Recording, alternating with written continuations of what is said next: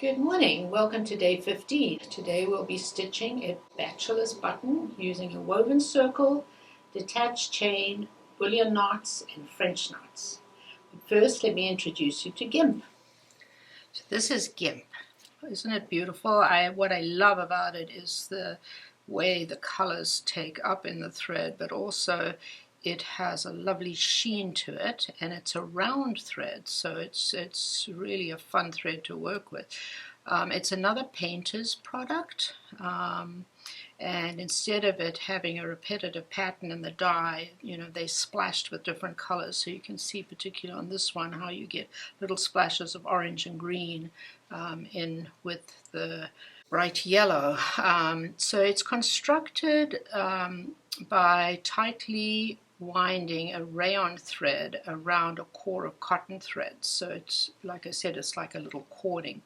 And it's great for many different uses, but it looks fabulous couched around something.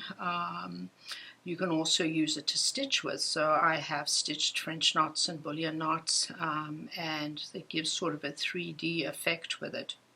So you can see right here, the little flower that we're doing, the bachelor's button, is I did bullion knots in Gimp here to give it like a stripy effect, which I loved, and the fact that it's very dimensional as well.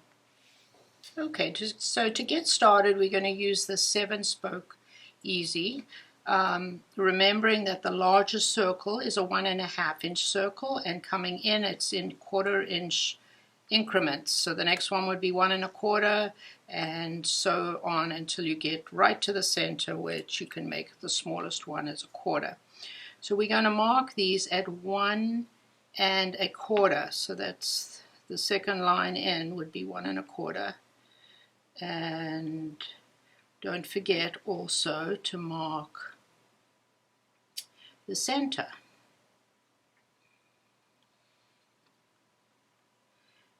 Then I'm going to turn this and mark the center of these again at 1.25.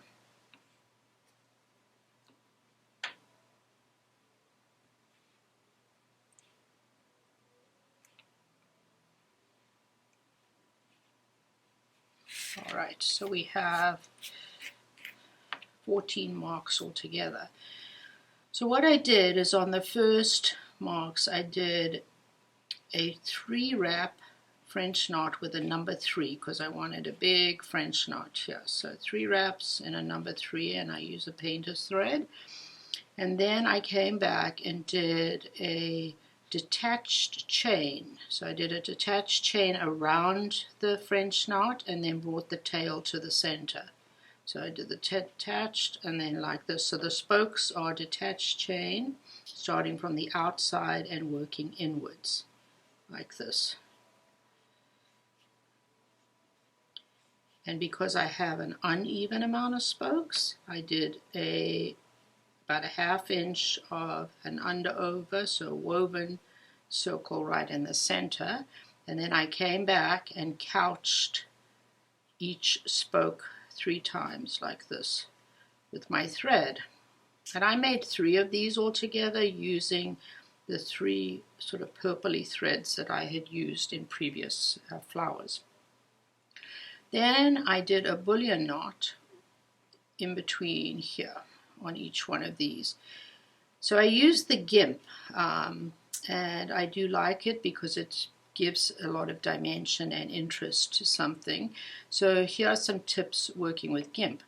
You have to use a 15 millimeters needle, so it's the only needle that I have that will actually you can thread with the Gimp. I did a 1-wrap knot at the back and came up, and I then did a 10-wrap bullion knot in between, and so I just went all the way around, and at the very end I just took a thread and whipped the tail on the back of the flower. So the Gimp, when you're doing other things with it, just say you do a back stitch with it and you weave with it like this through the back stitch.